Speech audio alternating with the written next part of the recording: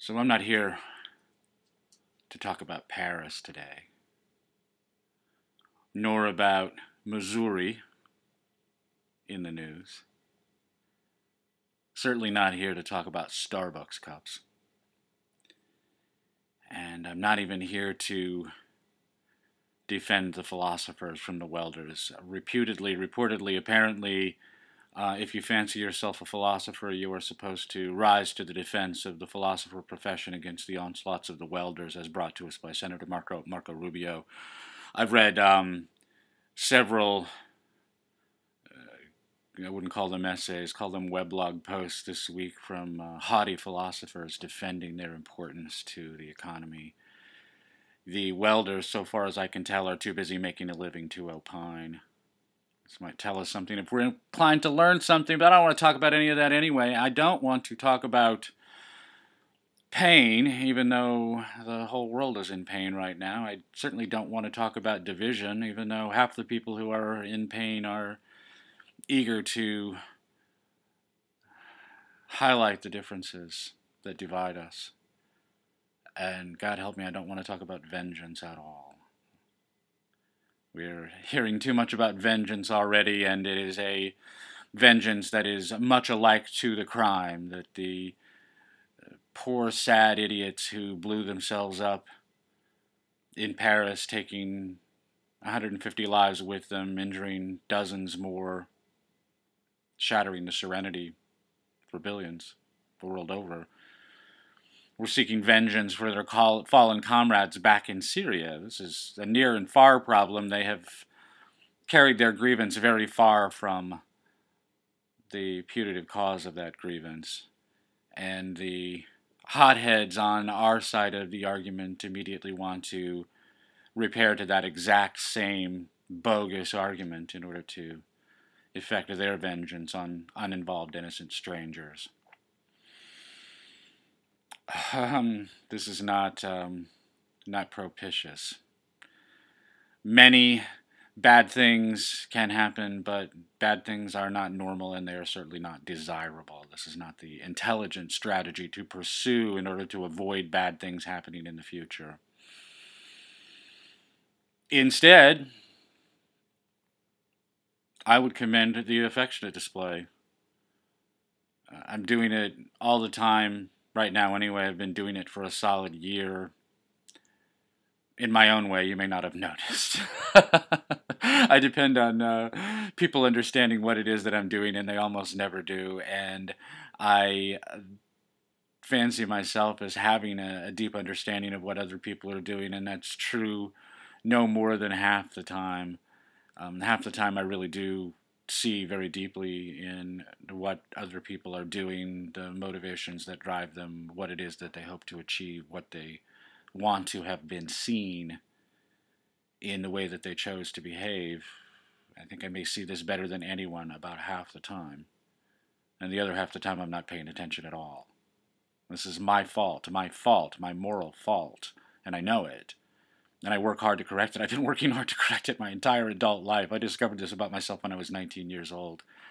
And I've been working assiduously ever since to correct this defect in my character. And I am marginally less atrocious about it than I was when I was 19, but only marginally so. I catch myself all the time in actual thoughtlessness. The failure to have thought, the failure to have thought about what's going on, the failure to have thought about what the other person in the transaction is seeking, what the other person wants to have happen, what change in the real world, in the existential world, the other person is looking to have effected.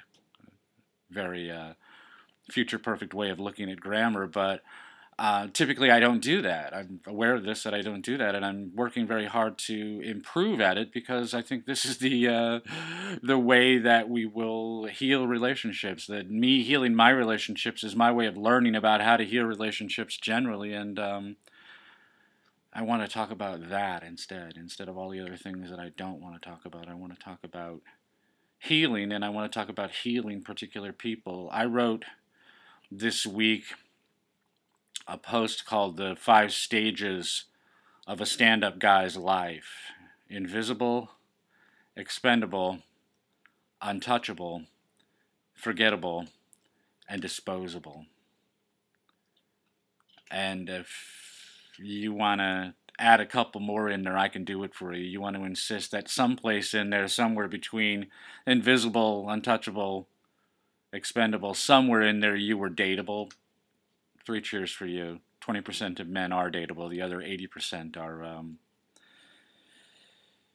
marginally undateable to one degree or another, on a continuum of involuntary celibacy. But if you want to add dateable, you can. But if you're going to add dateable, then somewhere in there between untouchable and disposable, I'm going to add exploitable, because that's what your dateability almost certainly will turn into, will be a subsequent exploitability. That for men in America, men in the West, the role of a man is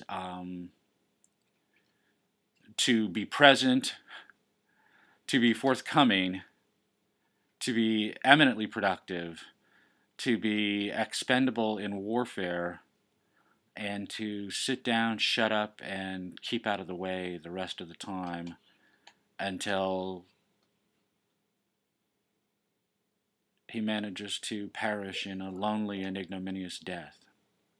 This is the role that is assigned to men of the West, other than at the very extreme edges of the bell curve. That we have space in our minds for extremely talented men, generally athletes or actors, singers, but other men at the top of any particular ziggurat we're willing to attend to.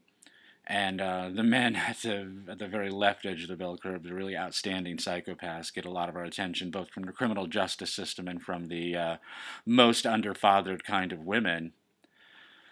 But the rest of the men in that bell curve, you call them alpha, you call them beta, you call them omega, I don't care what you call them. At one time, I would have called it messing with the king, and now it literally amounts to mocking the clown, to the extent that people notice men at all. All of the things that women complain about are specious and absurd. But every one of those complaints applies to ordinary stand-up guys in ways that none of us ever think about. And most of those guys are fine. I'm not claiming that this is a crisis akin to global warming, all hyperbole and no fact. No, most of those guys are fine, and most of them live happy, satisfied lives. They find a way to negotiate the contempt the culture at large holds them in. They find a way to negotiate that, a way to thread that needle and make the most of their lives despite the scorn and contempt that the culture at large holds them in. But the men at the margins are in pain. They are really hurting, and their hurting shows up. Their hurting makes itself known. Invisible, expendable, untouchable, forgettable, disposable. If you want to add dateable and exploitable, go ahead. The 7 stages of a stand-up guy's life. But the really important stage in there is disposable. That every one of those expressions is just another way of saying disposable. And the men who are deemed most disposable by the most people are the ones who are most in need of human contact. I started thinking about this when I was talking about the young spree killers, involuntarily celibate, in the extreme. This is one of the characteristics that unites these young men. There are others. I talked about them at the time, but they fit right into this profile of the invisible, disposable, stand-up guy. These guys are invisible to everyone around them, not just to women, but to men, to adults, to teachers, to preachers, to politicians. They are completely invisible to everyone, and no one has any hope for them, no expectations for them, no anticipations for them, and no time or attention for them. They are literally invisible. They walk around among us all the time, and we deliberately don't see them. They are untouchable in that respect. That they don't resemble the people that we treat as untouchables, the winos and the homeless people, the no longer incarcerated mental patients. But they are as invisible as those untouchables, and sometimes they act out. Man kills wife, kids, self. That headline. You don't see that 4 times a year in your newspaper. You're not reading the newspaper. Man kills wife, kids, self. Some variation on that headline. That guy is having his life ripped apart by family court. This is the truth behind that story. When you see that headline, when you see that particular headline, man kills wife, kids, self, that man is having his family destroyed by family court. And the reaction that he undertakes, the action that he undertakes, is obviously disproportionate, is stupidly disproportionate. He is protecting his family by destroying it. But he has been driven to this extreme resort by a culture that holds him in extreme contempt and accords him no humanity, does not see him, refuses to see him, refuses to understand what it is that he's going through, and how amazingly, awfully unjust it is, how horrifyingly unjust it is to him and to his children. No one sees him, no one knows. I talked this week about the epidemic of suicide among middle-aged men. That epidemic is noteworthy because it's an extremely outsized epidemic. There is an epidemic of suicide among men of all ages, among teenage boys, college-age boys, young men trying to get their start in the world, obviously among men who try to make a go of marriage and have that torn away from them, the middle-aged men that made the news, but older men too. And then the parallel tracks of slow suicide by self-medication. These guys are invisible to all of us. They shuffle through their days, they shuffle through their years, and no one notices them, no one cares. To the extent that anyone thinks about the way that they're living, they think that they deserve it. They regard it as a special kind of justice to be visited upon a man to have 20 or 30 years of solitary confinement right out in the open where everyone can see it. Another guy that you'll see all the time and deliberately pay no attention to is Mr. 18 Pack. You'll see him about 10:30 in the morning walking home from the convenience store with his daily 18 pack. That's 18 beers, 1 an hour, 6 hours of sleep, and wake up and do it again. You see that guy every day if you look for him. And then everywhere you look, there's Mr. Maybe. Not quite committed to his marriage, maybe really wants to be committed to his marriage and can't figure out how to do it. Maybe everyone around him is undermining his commitment to his marriage. I don't know what's going on in his life. It doesn't have to be Mr. Maybe. It could be Mr. Stick It Out. We've never really talked about him, but his life is pretty dour also. Mr. Freebird gets pretty sad after a while and pretty lonely. Everywhere you look, you see a man that no one is attending to. No one is paying any attention to that man. No one is willing to admit that he's there. We all see him and we all treat him as being invisible. He's useful when we need somebody to go off to die in war so we don't have to. He's useful when he's producing all the wealth we need so that we don't have to go out and work. He's tolerable when he sits down and shuts up and just produces that wealth without making any demands. He's untouchable as soon as he dares to make any sort of demand for recompense for all of the things that he gives to human civilization. He's immediately untouchable. And one very sad day, he, last among the denizens of the earth, last among the people alive, he's the one who wakes up to the fact that his life is completely disposable. And so he eats a bullet. And then we blame him for that. We blame him for that too. If you want to do something that will change the world for the better, meaningfully change the world for the better, immediately, with real impact, you can see it with your own eyes. Go talk to that guy. You know who he is. I don't know who he is. He's not around me. He's around you. This is near and far. I can talk to him by video if he will tune in and listen, but you can talk to him in real life, and he can't tune you out. And all you have to do is engage with that man and let him talk. Just let him talk. You don't have to agree with him. You don't have to go along with anything. You don't have to make any future plans. You don't have to swear to be his lifelong buddy. What you have to be is human to a man that almost no one is human to.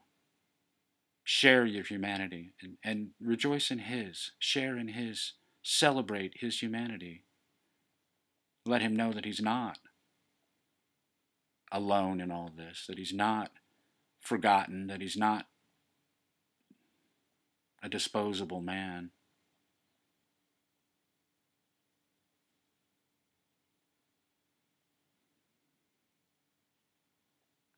And that little bit will matter so much more than any displays you make about Paris or about reputed racism at the University of Missouri or about the relative value of welders versus philosophers. And goddamn, so much more important than any stupid contretemps over Starbucks cups. If you want to make a difference in the world, the difference you can make is near to you. It's somebody that you already know, who is being deprived of his humanity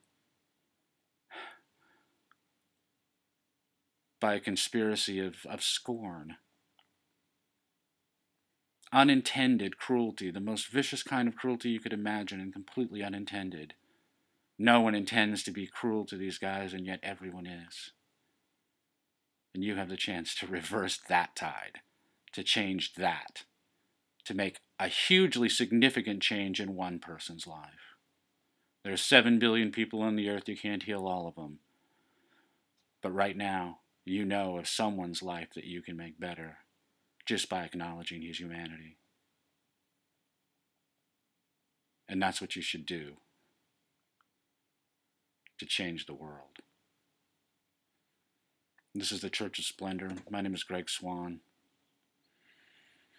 I wish there were happier news, but we just learned a way that we can make the news happier, one mind at a time. Bless you. Thank you. I'll talk to you next week.